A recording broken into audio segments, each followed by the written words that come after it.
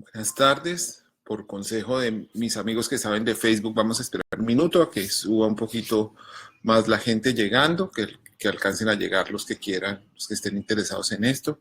Yo mientras tanto busco la columna para leerla y para que la comentemos.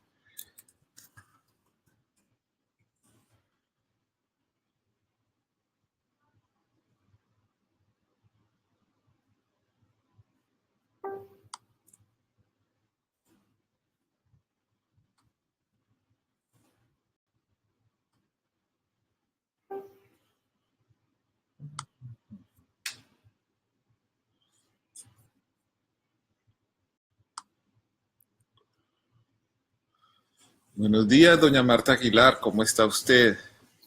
Ana María Cupello, bienvenida, buenos días, don Juan José Osorio, Enrique Cohen, Luis Fernando Solarte, Mauricio Cárdenas, Sonia Esperanza Ortiz Garnica. Vamos a esperar un minutico más para que haya más gente. Mientras tanto, voy alistando aquí algunas preguntas que ya han llegado, a ver cuántas alcanzamos a responder.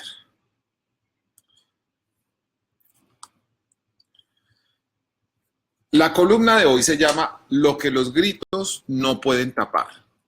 El expresidente Álvaro Uribe intentó callar a gritos al senador Carlos Fernando Galán por atreverse a mencionar el negocio de la zona franca de Occidente que llevó a sus dos hijos de estudiantes a multimillonarios en el curso de unos meses y durante su gobierno. Cuando el eco de la ira del hombre más poderoso de Colombia retumbaba en el Capitolio, cientos de cuentas en redes sociales empezaron a replicar mentiras y medias verdades deformadas maliciosamente para desacreditar a los hijos del asesinado líder Luis Carlos Galán. El método es el de siempre. El feroz matoneo sofoca el escrutinio y sirve para desalentar cualquier pregunta sobre el tema, porque el que se arriesgue recibirá el mismo tratamiento. Sin embargo, hay hechos que la gritería no alcanza a ocultar. Primero, Tomás y Jerónimo Uribe pudieron hacerse ricos en buena parte por decisiones de la alcaldía de Mosquera ejercida por Álvaro Rosso Castellanos.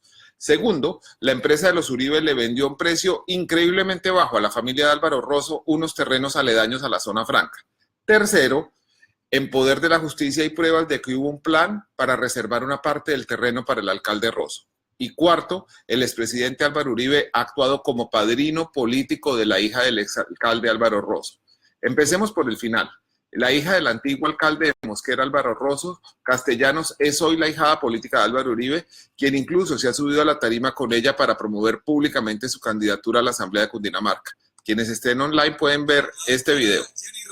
Jenny, pídele a mis compatriotas cundinamarquenses que voten por la lista de asamblea que tú encabezas y diles qué quieres hacer. Muy buenos días para mis amigos de la mesa. ¿Cómo se encuentran el día de hoy? ¿Felices con el presidente Álvaro Uribe? Bueno. La doctora Jenny Rosso. Jenny Rosso fue además incluida con mano generosa en la lista del Centro Democrático al Senado con el número 21. Ahí está la foto de la publicidad que ella ha puesto, si ustedes pueden verla en semana.com.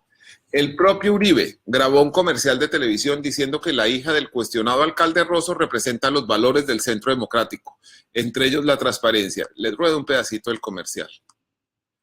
Dice, compatriotas de Mosquera. Compatriotas de Mosquera. Jenny Rosso representa los valores del Centro Democrático.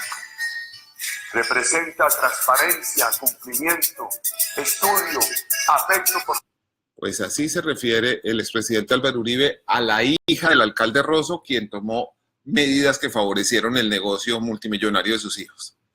El pan se les quemó en la puerta del horno. Por unos pocos votos, Jenny se quedó con las ganas de ser senadora, pero no se va a aburrir. Ella es accionista de una empresa de construcción llamada Arcast, evidente acrónimo de Álvaro Rosso Castellanos. Entre las propiedades que Arcast vende está el Parque Industrial Santo Domingo, construido en las inmediaciones de la zona franca de los hermanos Uribe. Los terrenos del Parque Industrial fueron comprados a la empresa FC Lotes Mosquera de los hermanos Uribe por una sociedad llamada ALC. Entre los accionistas de esta empresa está la frustrada senadora Jenny Rosso junto con otros hijos del alcalde Rosso y un hermano de él llamado Luis Rosso.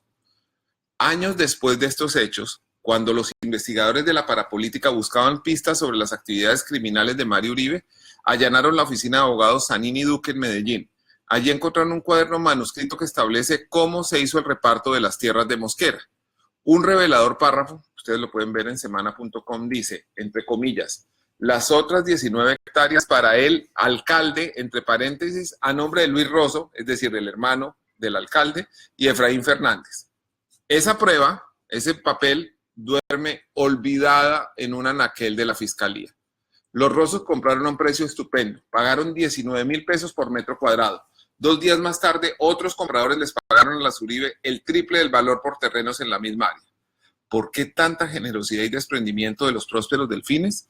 Durante la alcaldía de Rosso se tomaron 2 decisiones que hicieron posible el millonario negocio.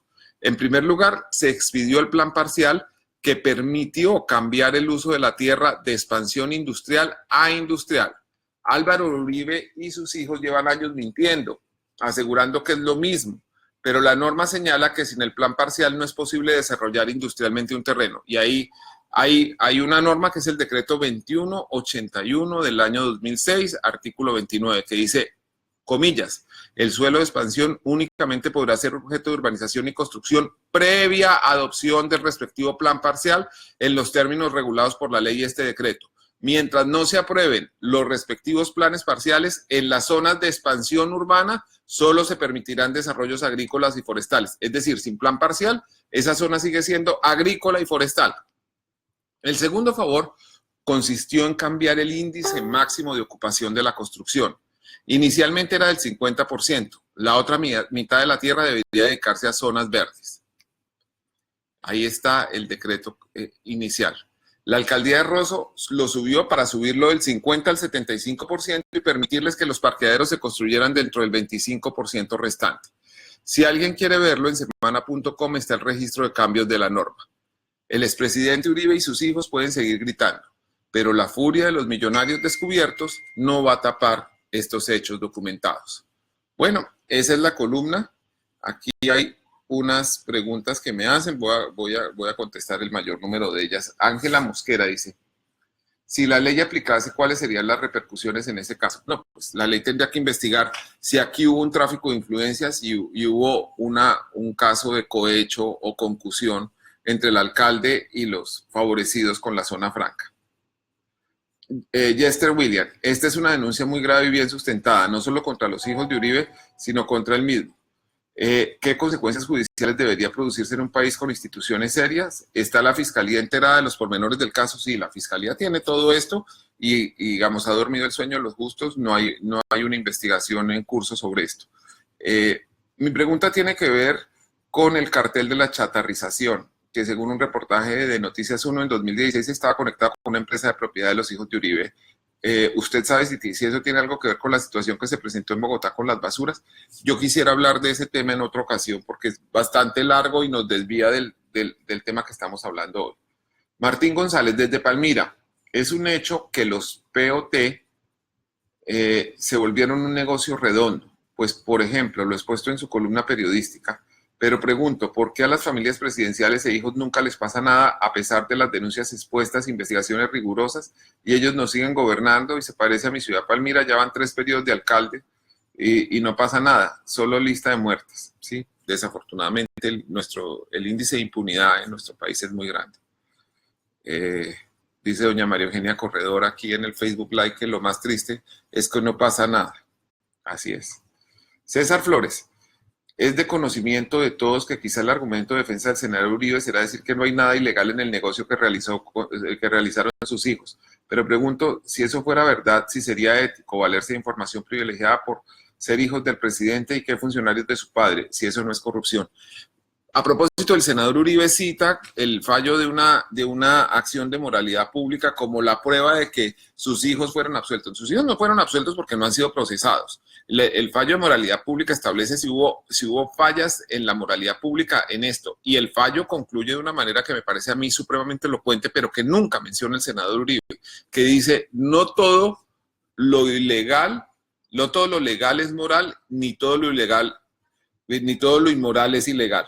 Esa frase aparece en el fallo de la acción de moralidad pública que no fue apelada como es cierto que lo dice el senador Uribe, fue interpuesta por el abogado y periodista Felipe Zuleta Lleras, quien decidió no apelarla. ¿Qué hace que se mantenga la muralla que se ha construido el innombrable de admiración, adoración y el miedo que es? ¿Qué lo sostiene? ¿Por qué?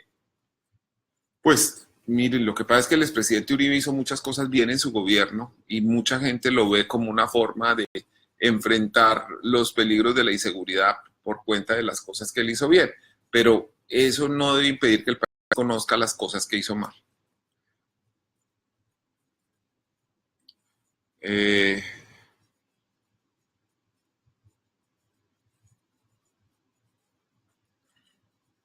En los canales de riego desde la finca El Ubérrimo y la zona franca de Mosquera, así como en las chuzadas del DAS, existe cierta similitud de operación, el abuso del poder para beneficio propio en la adquisición y favorecimiento de tecnología de predios.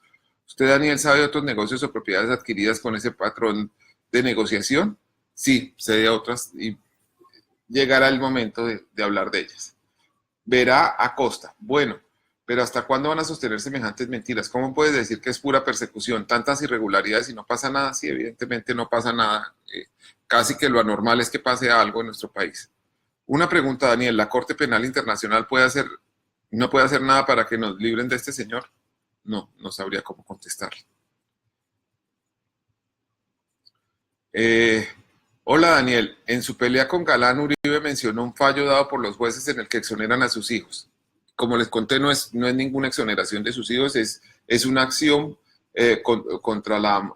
una acción por moralidad pública que concluyó que no todo lo inmoral es ilegal.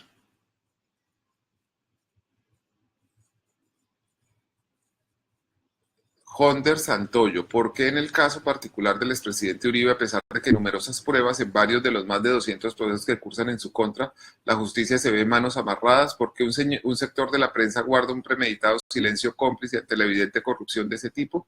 En un contexto actual vemos que el caso Santrich, con pruebas muchísimo menos contundentes, de acuerdo con lo que hasta ahora se ha hecho público, el proceso fue capturado y ya se habla de extradición.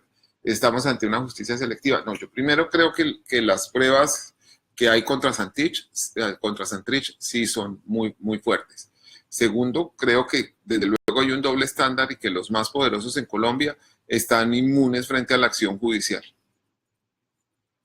Carlos Andrés, Daniel, primero le escribo para decirle que admiro mucho, muchas gracias, y segundo para preguntarle por qué la prueba que está en la fiscalía no se ha tenido en cuenta. Bueno, esa prueba fue remitida por un fiscal delegado ante la Corte, yo tengo la carta de remisión.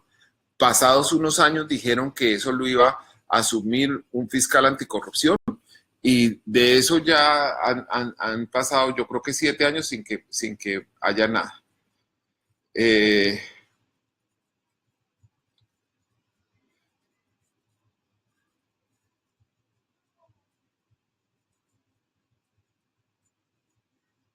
Buenos días. Sabemos, Vanessa Parra dice, buenos días, Daniel. Sabemos que sobre el caso de la zona franca hay una sentencia del Tribunal Administrativo de Cundinamarca que favorece a Tomás y Jerónimo Uribe. Eso es discutible porque, como les digo, el proceso no es contra ellos. Esa sentencia tiene efectos de cosa juzgada, por lo tanto no se puede volver a ser objeto de decisión judicial a menos que se presenten nuevos hechos, nuevas pruebas. Por ejemplo, el manuscrito que está presentado en la columna de hoy es posterior, su hallazgo es posterior a esa decisión del Tribunal de Cundinamarca. En consecuencia es una nueva prueba. Mi pregunta entonces, con el debate del senador Carlos Fernando Galán, ¿hay suficientes hechos y pruebas para acudir a un proceso judicial o nos debemos conformar simplemente con dar a conocer la situación a los colombianos porque estamos ante un electorado que no castiga, lo que es supremamente frustrante? Hay dos cosas. Primero, mi labor como periodista no es que haya justicia, sino que los ciudadanos tengan conocimiento. A veces la justicia opera y a veces no. La mayoría de las veces no opera, pero pues es que esa es una labor de otra parte de la sociedad. La labor de nosotros los periodistas es que los ciudadanos conozcan y puedan tomar mejores decisiones. Les quiero agradecer mucho su presencia en este Facebook Live. Es muy grato contar con ustedes cada domingo para mirar estas cosas. Nos vemos y espero que la próxima semana tengamos un nuevo tema para comentar.